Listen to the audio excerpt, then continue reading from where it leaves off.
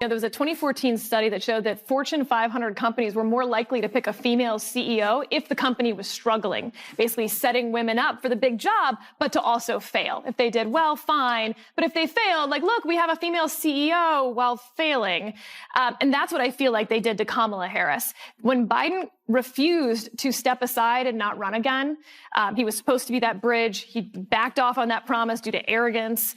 And then he drops out after a catastrophic debate performance, and they set Kamala Harris up to fail. So, you'll remember this clip?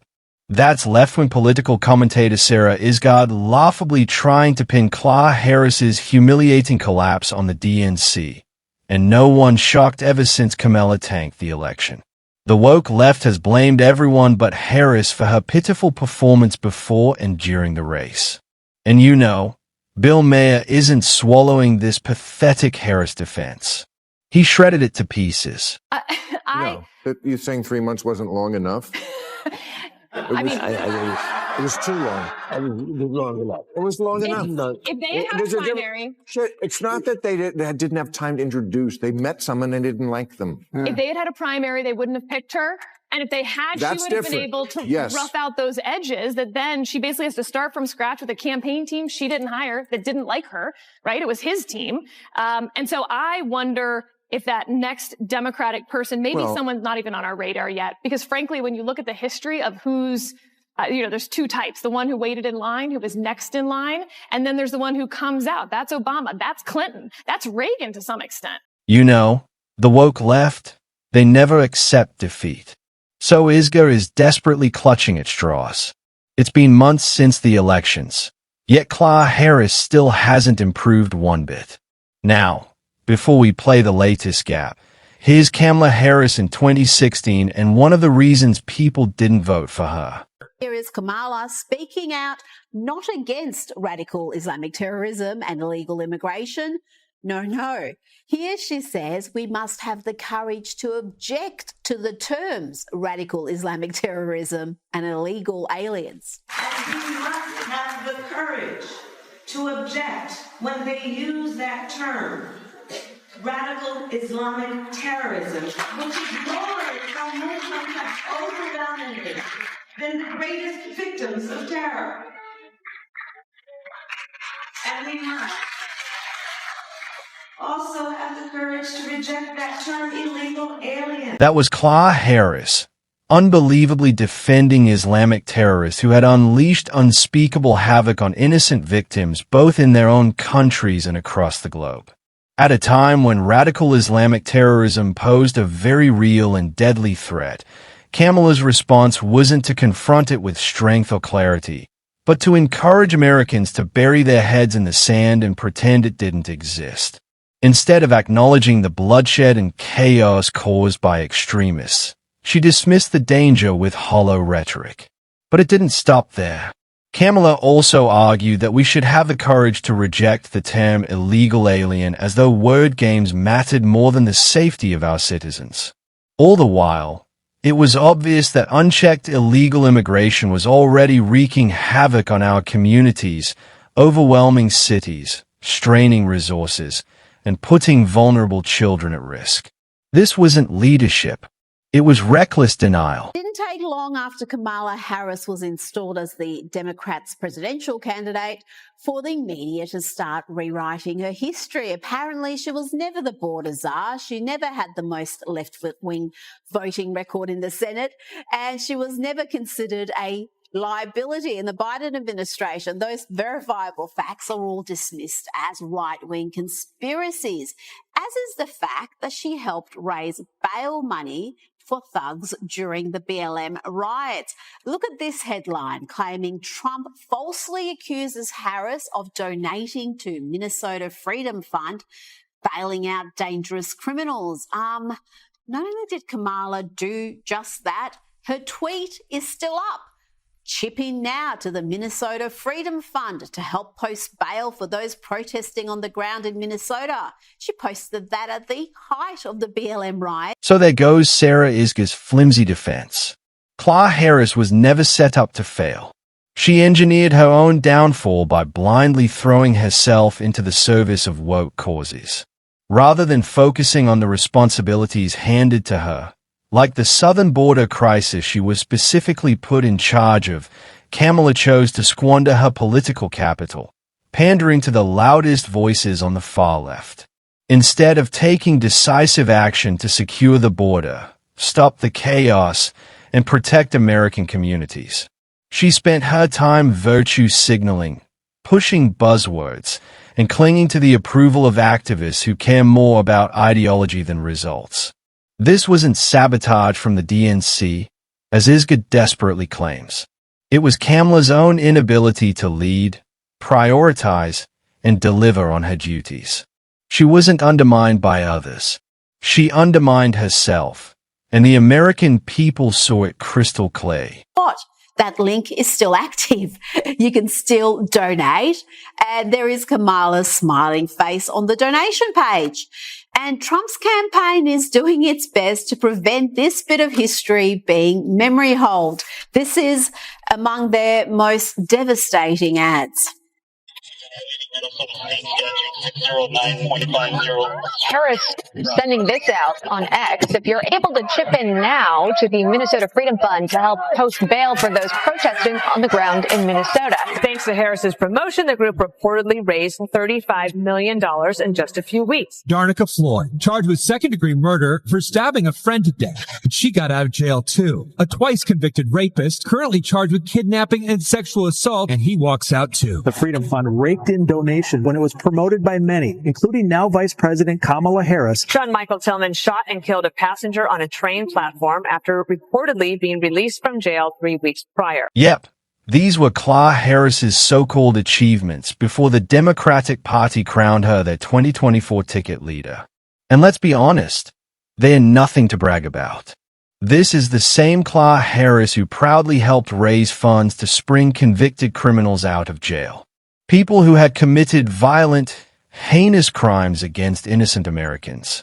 While families mourned and communities lived in fear, Kamala sided with the offenders, not the victims.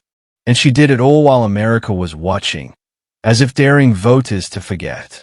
So when Sarah Isga comes along with a laughable excuse that the DNC somehow set Kamala up to fail, the facts tell a very different story. Kamala didn't need any help failing. She did it spectacularly on her own. Her record of reckless decisions and disastrous judgment was the perfect recipe for disaster. And the American people saw right through it. Minnesota Freedom Fund. Donovan Boone was charged with breaking into the home of an ex-girlfriend and choking her. Freedom Fund bailed him out for $3,000 cash, and he hasn't shown up for court since. I often don't even look at a charge specifics when I bail someone out. The Hennepin County attorney called out the Minnesota Freedom Fund for bailing Mosley out of jail twice previously, even though he was arrested for having a gun in the courthouse. The Minnesota Freedom Fund, which pays cash bail for low-income criminals, paid Tims's entire $10,000 bail in cash. 11 days later, police found a man bleeding from the head and ears in this alley. Police were able to arrest Tims in connection to this violent assault. Howard was arrested and charged with second-degree murder. The Minnesota Freedom Fund acknowledged supporting Howard's bail. Kamala Harris's so-called achievements weren't just her own disasters. They were a mirror image of the Democratic Party's twisted values. I don't buy for a second that she went rogue. No, she had the full backing and blessing of the leftist machine every step of the way. Let's not forget Democrats have built a reputation for siding with criminals and law-breakers, and Harris was simply carrying that torch. Just look at how they behaved during President Trump's push to secure our borders and rid the nation of illegal aliens. Take Gavin Newsom, for example. When Tom Homan, the hard-nosed border czar, tried to clean up California and enforce immigration laws, Newsom practically declared war on him. He wasn't protecting American citizens. He was protecting law-breakers. That's the playbook. Stand with criminals, ignore victims, and undermine the rule of law. Harris didn't defy her party. She embodied it. And America noticed. This is a message for every single person who looks like me, specifically white women. It's time. This is no longer about politics, and you get to right your wrongs of 2016 when you didn't put a woman in the White House who was overly qualified. Now's your chance. Thank God I don't look like her, because I think that means I don't have to listen to her. But you white women, well, sorry, but this is apparently a life and death matter. No hyperbole there. Interestingly, white women weren't fooled for a second. They saw straight through Kamala Harris's act and voted overwhelmingly for Donald Trump. Why? Because they understood exactly what was at stake. They recognized the disaster that Kamala Harris represented and wanted absolutely nothing to do with it. These women knew that a vote for Kamala wasn't just a ballot. It was an invitation to unleash dangerous criminals back onto the streets, putting their families and communities at risk. They refused to buy into the left's empty promises and phony compassion for law-breakers. Instead, they chose law and order, safety over chaos, and a leader who would actually protect the nation rather than coddle criminals. The message was loud and clear. Harris's reckless agenda was toxic, and women weren't about to sacrifice their security and their children's future on the altar of woke politics. They stood up and said, "Not on our watch." Everyone thinks you've been kicking back, drinking margaritas on the beach. But really, you've been hard at work writing a book, meeting with leaders, thinking about the future of our country.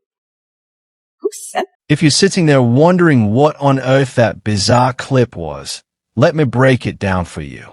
It was Kamala Harris shamelessly promoting her new book. Yep, you heard that right. That awkward, cringeworthy performance was actually an ad for a book she wants America to buy and read. And before you give her the benefit of the doubt, no, she wasn't talking to anyone off screen or whispering some profound message to the nation. She was just trying. Emphasis on trying to be creative. The result? Pure embarrassment. This is what passes for leadership in the Democratic Party. Staged gimmicks, awkward theatrics, and hollow attempts at relevance. If this is her idea of connecting with voters, it's no wonder she failed so spectacularly on the national stage. Let's just say it plainly. America really dodged a bullet by rejecting Kamala Harris. Imagine 4 years of that in the Oval Office. I like these kinds of ear pods that have the thing, because I've served on the Senate Intelligence Committee. I have been in classified briefings, and I'm telling you, like, don't be on the train using your ear pods and thinking somebody can't listen to your conversation. I'm just telling you, that's a little bit more secure. Yes, she likes the ear pods with the thing and just the mad cackling. I've got to say, I have missed that mad cackling. I've missed the incoherent, meandering, pointless sentences as well. So what exactly was the point of that rambling nonsense she just said? First, it sounded like she was praising her beloved earpods. And then, out of nowhere, she flips and claims they aren't even the best. Which is it? Kamala? Does she even know? And let's not ignore the infamous cackling. What on earth was so funny? The nervous laughter, the awkward chuckles. It's become her trademark, and not in a good way. Now, picture this. Kamala Harris is a sitting president chairing high-stakes negotiations between Russia and Ukraine. Instead of steady leadership, you'd have random word salads, confusing contradictions, and that grating, inappropriate laugh echoing through the room. Disaster doesn't even begin to cover it. World leaders would be baffled. America's credibility would collapse, and our enemies would be laughing harder than she does. This isn't statesmanship. It's a train wreck waiting to happen. Thank God voters saw it before it was too late. There's a lot of personal stuff in the book. I mean, poor Dougie. You're blowing the lid off of Doug? What's going on? For example, my birthday's in October. The election's in November. You see where I'm going? Kamala, believe me when I say I have no idea what you're talking about or where you're going. And Frankly, I don't think you do either. I think every sentence for Kamala is a bit of a mystery. She doesn't know exactly where she's going to end up or how she'll get